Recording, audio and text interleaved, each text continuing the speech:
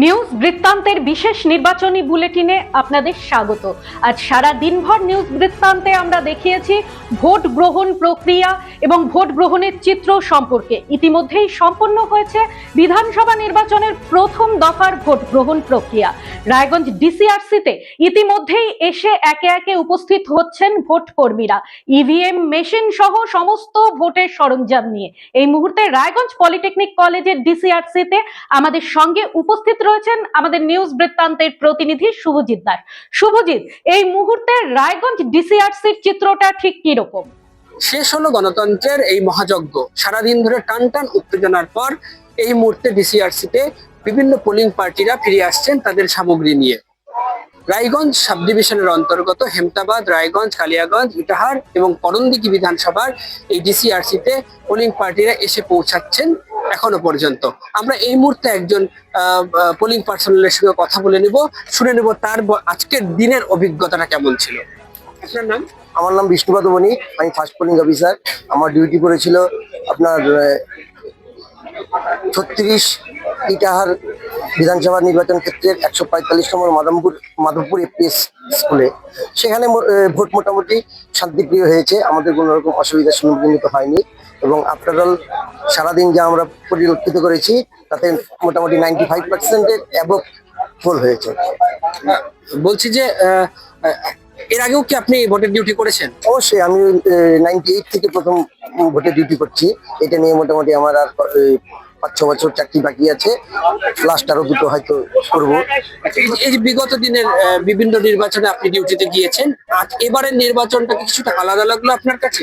একটু মোটামুটি আপনাদের যেহেতু সেন্ট্রাল নির্বাচন মানে ফোর্সটা আমাদের দিয়েছিল, তার জন্য মোটামুটি বুথ মানে এসে ক্যাম্প চত্বরে কোনো রকম অসুবিধার সম্মুখীন হতে হয়নি এবং কোনো গন্ডগোলও হয়নি। সেই দিক থেকে বিগত দিনের যে নির্বাচনগুলো হয়েছিল তার মধ্যে যে অরাজকতা পরিস্থিতি সৃষ্টি হয়েছিল সেটা থেকে কিছুটা রিলিফ আমরা পেয়েছি, এটা বলতেই। আর বুথের ব্যবস্থাপনা বা ডিসিআরসির ব্যবস্থাপনা এখন অবধি কেমন অভিজ্ঞতা হলো? না, দেখুন, আমার যেখানে পোলিং বুথে ডিউটি পড়েছিল সেখানে আফটার অল মানে ভালো মন্দ বলে একরকম ছিল, কিন্তু সেরকম পরিস্থিতি বলতে যেরকম হচ্ছে সে পায়খানা চত্বরে যেরকম একটা লাইটের ব্যবস্থা ছিল, কিন্তু সেটা কিন্তু আমরা বলে সেটা করতে পারিনি। তারপর জেনারেটরের ব্যবস্থা ছিল, কিন্তু গতকাল রাত্রিবেলা আমরা জেনারেটর ঠিক মতো এসে পাইনি।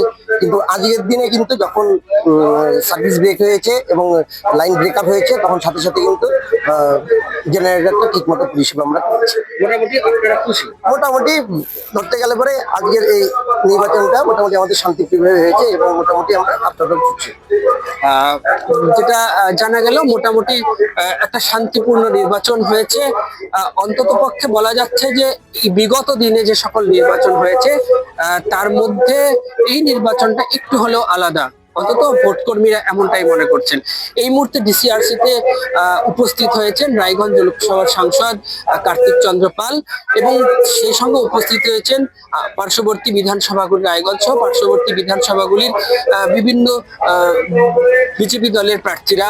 তারা এই মুহূর্তে পলিটেকনিকের ডিসিআরসিতে স্ট্রং রুম বা এই সকল ব্যবস্থাপনা খতিয়ে দেখার জন্য উপস্থিত হয়েছেন। যেটা সাংসদ জানিয়েছেন যে এবারের ভোট অনেকটাই আলাদা রকমের হয়েছে, তবে ফলাফল কেমন হবে তার জন্য আমাদের আরো খানিকটা কয়েকদিন নির্ভর করতে হবে, অপেক্ষা করে থাকতে হবে। নমস্কার, আমার প্রিয় রায়গঞ্জ লোকসভাবাসী।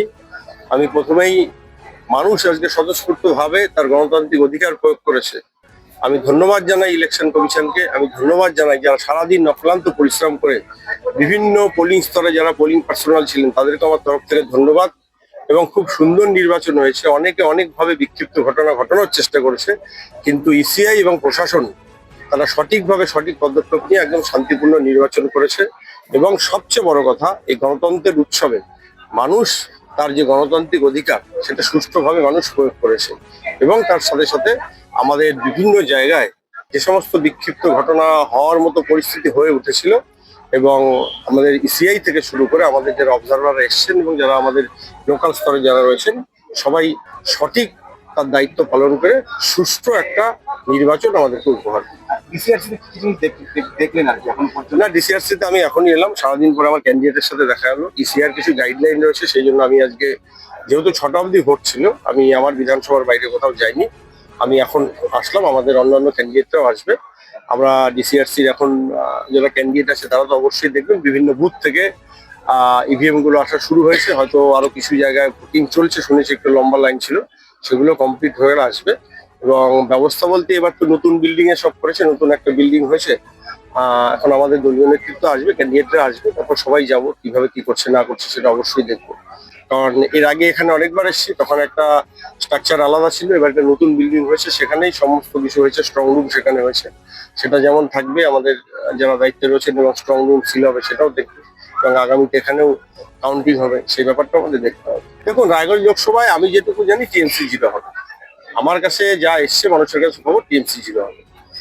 বরাবরই আজকে সারাদিন ধরেই তৃণমূল বা তৃণমূল প্রার্থীর দিক থেকে একটা অভিযোগ বারবার এসছে, সেটা হচ্ছে সেন্ট্রাল ফোর্সের অতি সক্রিয়তা। আপনি কিভাবে দেখছেন বিষয়টাকে? কোনো অতি সক্রিয়তা নেই। কোথাও ছাপ্পা করতে পারলে তাহলে সেন্টার ভালো, আর যদি কোথাও ছাপ্পা না করতে পারে, নিজের মনমানি না করতে পারে, তাহলে সেন্ট্রাল ফোর্স খারাপ। মানুষ তো কিছু বলছে না। আর ইসিআই এবং সেন্ট্রাল ফোর্স ছিল জন্যই আজকে সুষ্ঠুভাবে আবার নির্বাচন হয়েছে। এটা অনেকের কষ্ট দুঃখ যে আমি ছাপ্পা করতে পারলাম না, দিতে পারলাম না, অনেক অ্যাটেম্প নিলাম, পারলাম না, সব রুখে দিল প্রশাসন, তো সেই ক্ষেত্রে তার খারাপ লাগতেই পারে। কিন্তু আমি সাধারণ মানুষ কি বলছে বা সবাই কি বলছে, এবং আমাদের সবচেয়ে বড় কথা, মানুষ তার গণতান্ত্রিক অধিকার প্রয়োগ করেছে, এখানে তো কারো কিছু দুঃখ লাগার ব্যাপার নেই। প্রায় এই অবস্থাতে প্রায় 92% পোল শাসক বিরোধী হবে। দেখুন, মানুষ তার গণতান্ত্রিক অধিকার সুষ্ঠুভাবে এবার প্রয়োগ করেছে, তো ফল কি হবে আমাদের জনতা যারা রয়েছে, জনতা তারা দিয়ে দিয়েছে, এর আগেও দিয়েছে, এবার আরো সঠিকভাবে প্রয়োগ করে আরো ভালো দেবে। রায়গঞ্জ থেকে শুভজিৎ দাসের রিপোর্ট, নিউজ বৃত্তান্ত। আমার প্রথম ছবি, প্রথম অর্জন, সারা জীবনের স্মৃতি, তাই গয়নাই কিনেছিলাম। অনেক বছর ধরে আমার পছন্দের গয়না সঞ্চয় করেছি, এবার দেব আমার প্রিয় মানুষ। মা, it's yours. Now it is yours. Orient. আমার পছন্দের গয়না আজ থেকে Sohan, pure and precious, orient jewellers.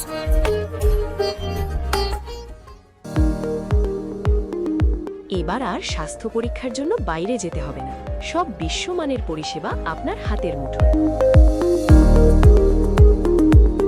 এক ছাদের নিচে পলিক্লিনিক, ডায়াগনস্টিক ও এক্সপার্ট কেয়ার। অপোলো হসপিটালসের কলকাতা, বেঙ্গালুরু, চেন্নাইয়ের বিশেষজ্ঞ ডাক্তারদের সাথে সব জটিল সমস্যার সমাধান। অপোলো ক্লিনিক এখন রায়গঞ্জে। Shishu Mangal child development centre and research institute, এখানে রয়েছেন developmental paediatrician doctor Nilanjan Mukherjee. সমস্ত রকম ভ্যাকসিনেশন কিন্তু তিনি নিজে হাতে করেন। এছাড়া রয়েছে নেবুলাইজেশনের ব্যবস্থা।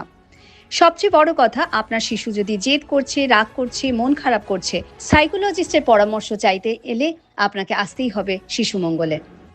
রাত হোক বা দিন, নিউরো এমার্জেন্সি সময় দেখে আসে না। হঠাৎ মাথায় আঘাত, স্ট্রোক বা অচেতন হয়ে যাওয়া, প্রতিটি মুহূর্তই অমূল্য, কারণ এখানে সময়ই সবচেয়ে বড় চিকিৎসা। এবার রায়গঞ্জেই উপলব্ধ অ্যাডভান্সড নিউরোসার্জারি সুবিধা। দক্ষ নিউরোসার্জন ও আধুনিক প্রযুক্তির সহায়তায় 24x7 জরুরি পরিষেবা। সঠিক সময়ে সঠিক চিকিৎসা ফিরিয়ে দিতে পারে স্বাভাবিক জীবন। জীবনরেখা হসপিটাল, অ্যাডভান্সড নিউরো কেয়ার। আপনার পরিবারের সুস্বাস্থ্যের ঠিকানা স্পেকট্রাম হেলথকেয়ার ডায়াগনস্টিক্স। এখানে প্রতিদিন বিভিন্ন ডাক্তার ও প্রতি মাসে হায়দ্রাবাদের বিভিন্ন অভিজ্ঞ ডাক্তার বসেন। 3D, 4D আল্ট্রাসোনোগ্রাফি ও অন্যান্য পরীক্ষা নিরীক্ষা সহ সব ধরনের রক্ত পরীক্ষা করা হয়। সব রকম ওষুধপত্র পাওয়া যায়। এছাড়া রক্ত পরীক্ষা করতে হোম সার্ভিসের ব্যবস্থা আছে। বিস্তারিত জানতে ফেসবুক ও ইনস্টাগ্রামে আমাদের পেজ ফলো করুন। গ্রসারি থেকে কসমেটিক্স,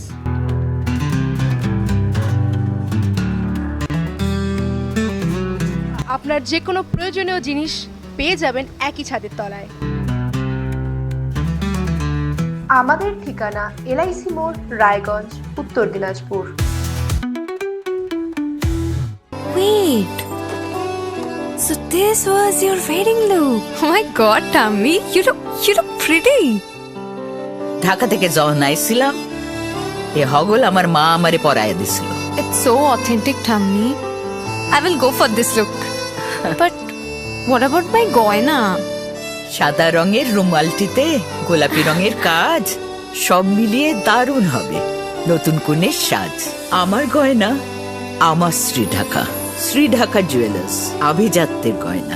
আপনার জীবনের সমস্ত প্রতিকূল পরিস্থিতির অবসান ঘটাতে আজই আসুন স্বর্গীয় জ্যোতিষ গবেষক ও তন্ত্র সাধক অলোক কর্মকারের সুযোগ্য পুত্র ও একমাত্র শিষ্য সঞ্জয়ের কাছে, যিনি আসাম বঙ্গীয় জ্যোতিষ ও তন্ত্র সোসাইটি দ্বারা জ্যোতিষ রত্ন উপাধিতে সম্মানিত।